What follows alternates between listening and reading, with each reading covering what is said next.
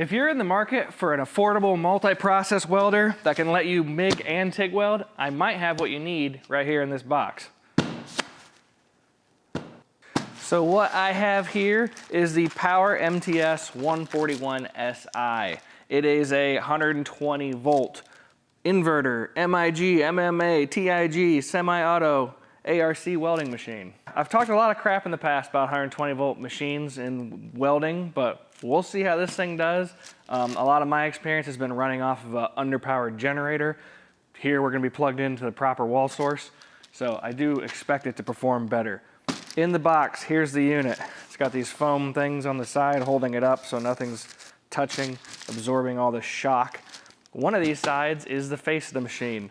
I'm going to guess by the sticker placement being this way, and I see some vents back here. I'm gonna say this is the front. Let's see if I'm right. No. Here is the front. Shiny, it's a good looking machine. Get rid of all of this. So like I said, this is a MIG and a DC TIG. Over here you can see you have some of your controls, high frequency lift, live lift, remote or trigger, your volts, and your amps, you know, depending on if you're MIG or TIG welding. And you can see it actually has foot pedal control hookup right here. This would be your negative and positive. I'm assuming your TIG torch is going here, your gas outlet, and then for the MIG torch, we'll hook up here. Moving over to the back, there are separate MIG and TIG gas inlets, so you can have your two different gases hooked up and not have to be switching back and forth. If we roll around to the side, has the panel to get to the MIG wire that we'll have to put in here and feed through once we get it all hooked up. Next, we want to see what kind of accessories this thing comes with, and they're all right in here. All right, first thing in the box, I'm just going in whatever order is here. Looks like we have the TIG torch. From my experience, Everlast machines usually come wrapped with a jacket sleeve already on the torch. It's usually this denim material. It looks like it's sewn, actually. Sometimes they're zippered, but this one's just sewn on. So it's kind of a permanent accessory for this. And has the finger torch switch right there. Consumable kit. This is for the bigger consumables typically found on air-cooled torches. The ground clamp. Here's the MIG torch. A little wrench and a couple extra tips for it. And the MIG torch right there, MIG 15 it says on the side. Looks like it's probably, just by looking at it, about 6 feet long maybe. And the stick welding stinger. Nothing super heavy duty, but it is a 120 volt machine, and you get 3 different types of welding on here. And the last thing that comes with it, this is going to be the regulator, I'm guessing. And it's the ball style regulator, so that'll work well with TIG welding, and then you can also use it with MIG welding. It has carbon dioxide on this side, argon readout on this side, so it will read for both. One thing I just saw I missed that I thought of, and I thought maybe it wasn't in here for some reason, it's kind of tangled up, is the gas hose right here. So you can hook up both bottles at the same time, like I said at the beginning of this, with this double inlet, which is super nice, but they send one regulator, so you would have to get another regulator and another hose. But at least the machine has the capabilities of having both hooked up at the same time. Okay, now that we've checked out everything that comes in the box, we're gonna test this thing out. We're gonna start off with stick welding, even though that's not really my forte, we'll give her a shot.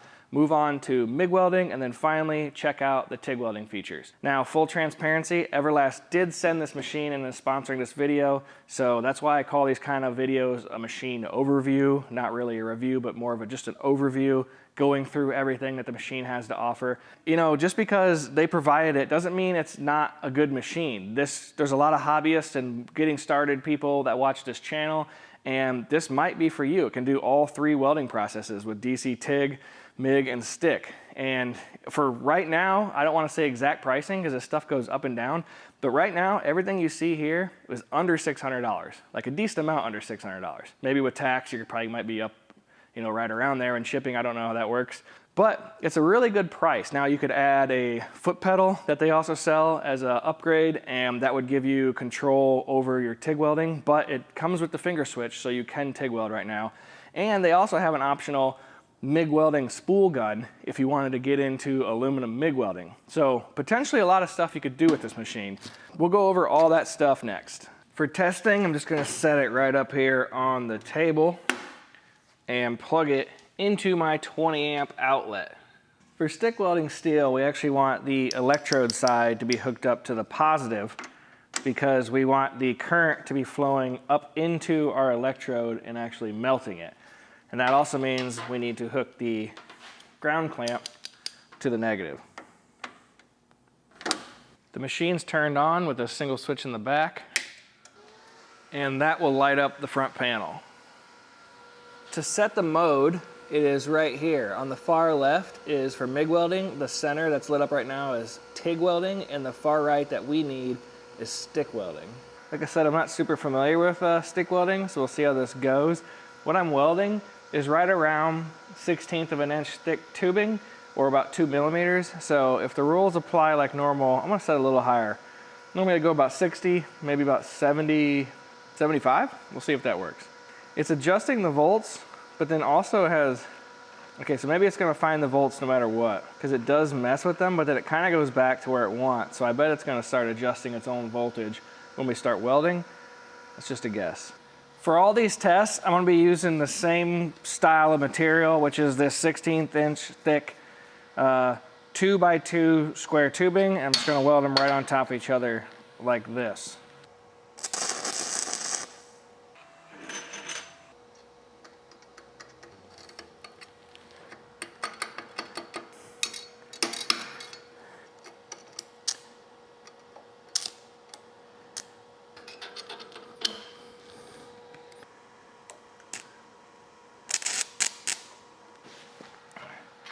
Okay, that was 70-18, which I thought I read was easy to weld with.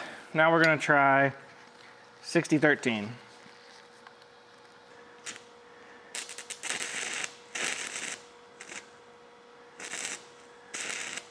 That's something.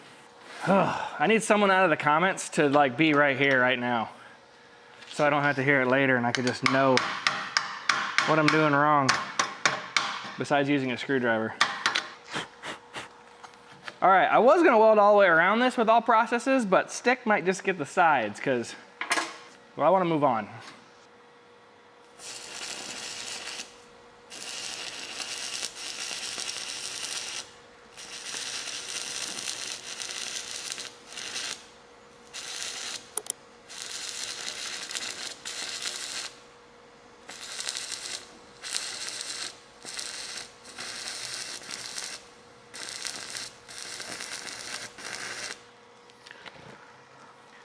Holy cow, this 60-13 was so much easier. I mean, it still looks like doo-doo. I'm gonna give it one more shot, then we're gonna move on.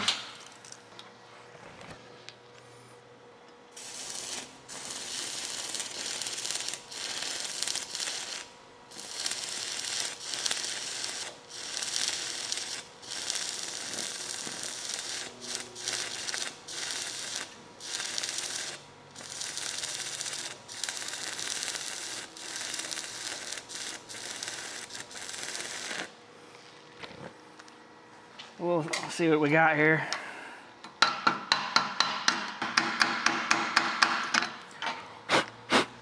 Just like they teach you in welding school. All right, weld number one.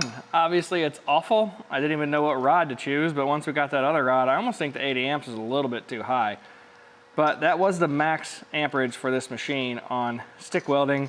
And as you can see, we got crap and everything inside the weld. It looks terrible. Weld number two though, started off a lot like weld number one, got some crap down in here, but then once I, as the operator, got it kind of figured out, the last 1.25 inches looks pretty good. So obviously operator error on all these, and the machine was perfectly capable of welding this. Now if we're gonna switch over to MIG welding, we gotta hook up the included MIG gun. In theory, you could leave most of this stuff hooked up and then just switch your processes, but since we're done with stick welding. I'm going to unhook the stinger right now and get it out of the way.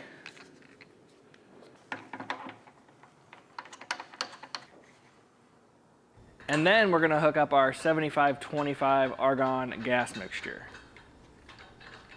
On the back of the machine, you can see there's actually 2 gas hookups, so you can have the mixed gas hooked up for MIG welding and your straight argon or whatever you use for TIG welding without having to swap them. And now we just gotta put in some welding wire and should be good to go.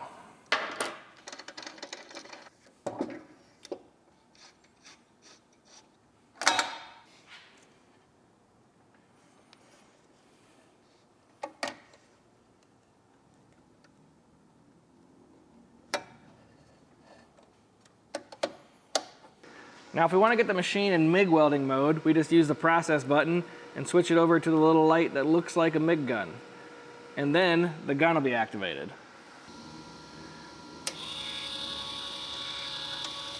Now before it gets all the way through, I just remembered, it's usually a little bit easier to feed wire through if you take the consumables off. The tip on this doesn't actually just screw off, it more like pulls. You just kind of wiggle it and it pulls off. So it's a little different than what you might be used to.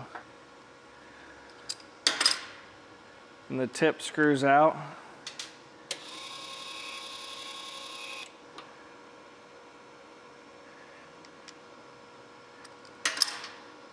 And this just pushes back on. All right, I'm gonna use my piece that I stick welded up as a piece of scrap to try and get the volts and the wire speed dialed in. I set the gas flow to about 20 on the gauge, so we'll see if that works. I feel like that's should be a good starting point. Right now I'm at 100 wire speed and 17 and a half volts. I got 030 just regular wire in there.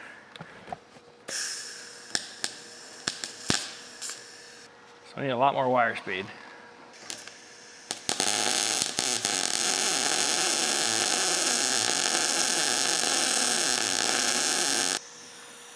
Okay, that was pretty good. We're at 160 inches per minute right now. I'm gonna try upping the volts. I think that flattens out the weld. We'll see. Well, I can tell you already this thing seems to weld pretty nice. Let's go more. Let's try 21 volts.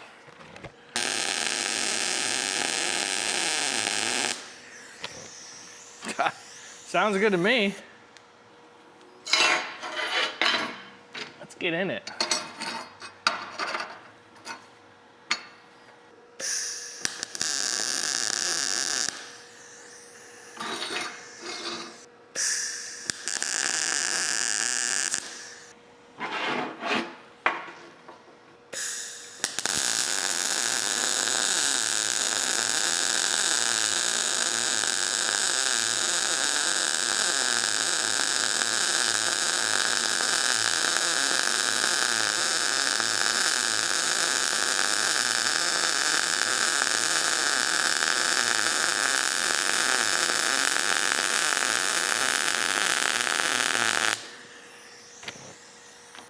I mean, that's pretty solid. First crack at it. I'm gonna do one more, then we'll take a look at it. Actually, what could I do? Maybe get a little bit hotter, up the volts a little bit. I don't know if that's a big jump or not, and then we'll up the speed. Might be overdoing this.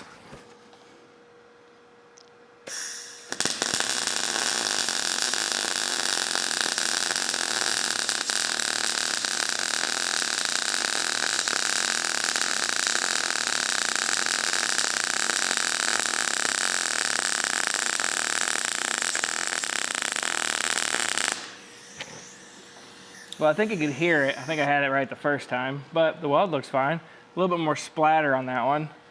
If you're noticing a hesitation when I pull the trigger, I have the post flow set to auto. So you can have, well, it's pre-flow, post flow. I have it set to auto, so it's getting a little bit of pre-flow before we start welding. You can turn that off.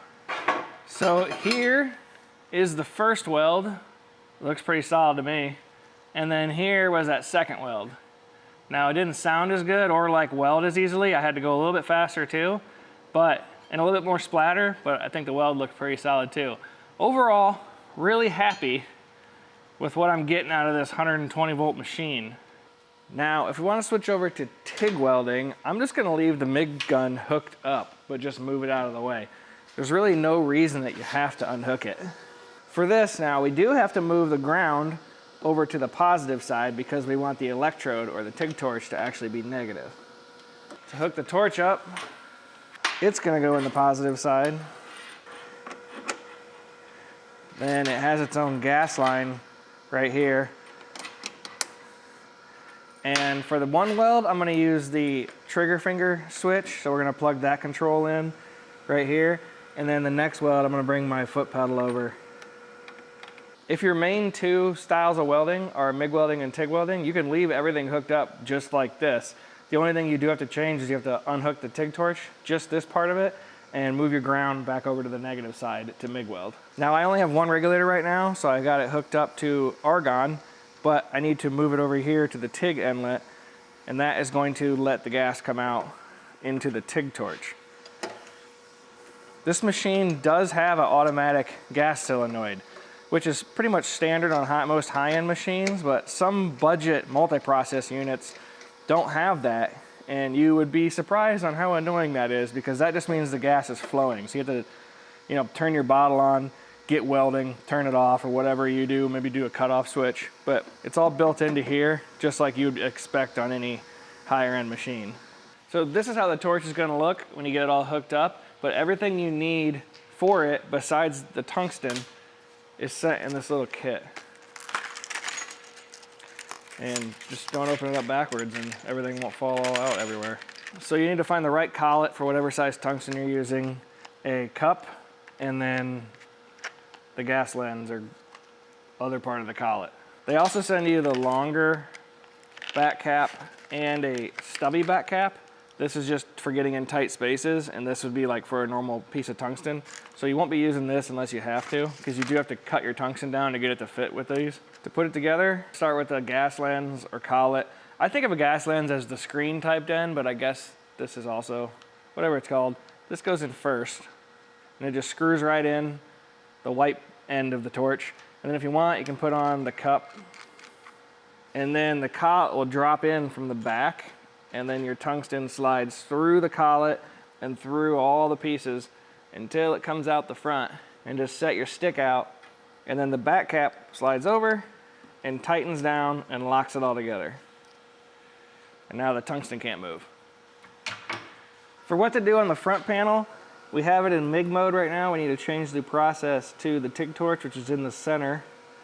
And over here on trigger, right now it's set to pedal, but I have the torch finger trigger hooked up. So I'm gonna move it either to 2T or 4T. 2T allows you to hold it, and then when you wanna stop welding, you just let go. 4T allows you to hold and release. It starts welding. When you wanna stop, you push and release again.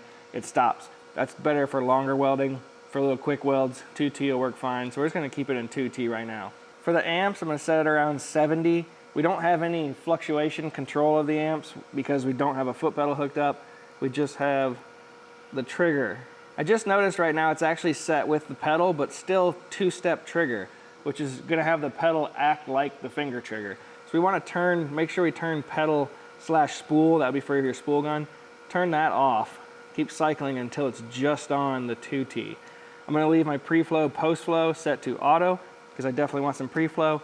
The voltage knob will do nothing on TIG welding. Over here will be for your live lift or remote lift. That would be like, I think you can start the TIG welding process without a torch. It just like senses the arc. We have it on high frequency start. So once we trigger it, it should be able to jump the gap and have a nice fire. Switch out the MIG gloves for the TIG gloves. Grab our parts. Here we go. I'm just gonna fuse it together for the tacks. I'm not even gonna use any filler.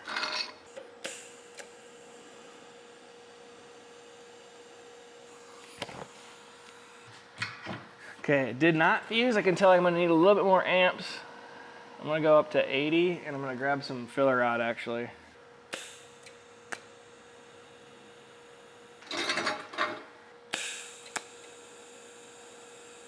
Okay, I tacked that all on there at 80 amps. I'm going to up that even more to 90.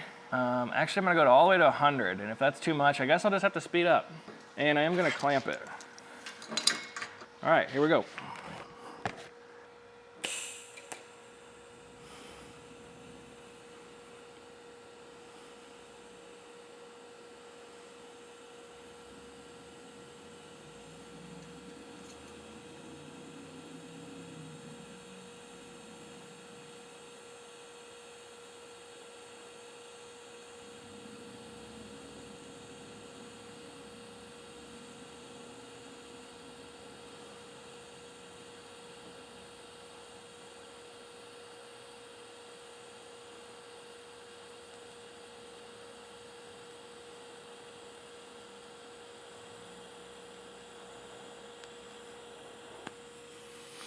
I think 100 amps was even a little low right there, but I got it done. Now for this other side, I actually have a Nova foot pedal, so I'm gonna disconnect the trigger and hook this up, and that's gonna give us a lot more control over the weld amperage.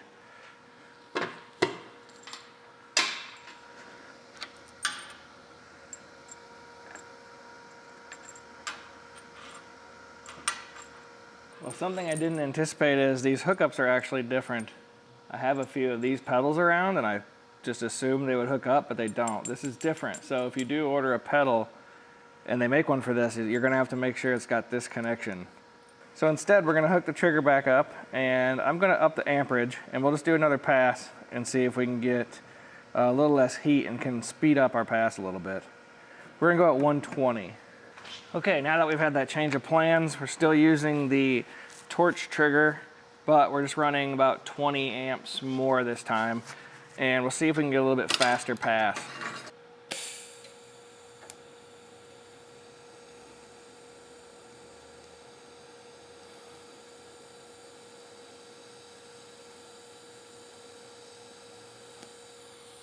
I'm gonna stop right there. We're gonna go all the way up to 140, see how that does. I feel like I wanna be moving a lot faster.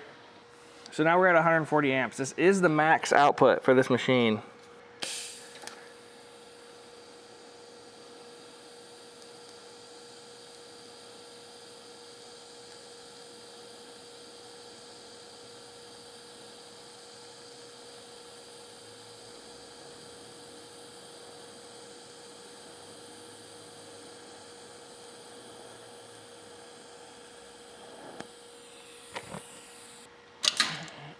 And there it is. There's our first pass. Doesn't look too bad. Nice uniform beads. Could mess with the gas maybe, or possibly went too slow, which is why it looks a little hot. And then same thing back here. I think I went a little bit too slow, but did have more heat and penetration in it. So overall, happy with it. You did see I did have to scratch start it a little bit to get it rolling, but you know, once the arc's rolling, it's a really smooth and stable arc, it seems. And that's really gonna do it for my overview of the Everlast PowerMTS 141 SI. Now, I did go do a little bit of research and saw they do sell a pedal that fits this machine, and it's labeled in the description of the pedal. So you will have to find that right one that fits this, and then the pedal is just identical to what I showed you. So yeah, that would be a nice addition to this machine. Other than that, I mean, it performed great. I'm really impressive with a 120 volt machine, the weld arc. If you have a little shop garage and you do a lot of little welding on some thin stuff, this machine seems great. I'd say its only downfall is the max amperages. So you got like 140 amp max on the TIG side. I think you're at 80 amps on the stick. And then you're also at 140 amps on the MIG side. So, you know, if you're going over 1/8 inch, that might be a stretch to even get to there. But I mean, a lot of welding I do is well under that. So it would hit a lot of that. I will leave a link in the description directly to this machine. It is an affiliate link. So if you are interested, you want to check it out and purchase, it will help the channel and it's no extra cost to you. And that's it. The 141 SI from Everlast. Let me know what you thought down in the comments, and if you're new to my channel, I hope you stick around and subscribe. If you enjoyed the video, please give it a thumbs up, and I'll see you next time.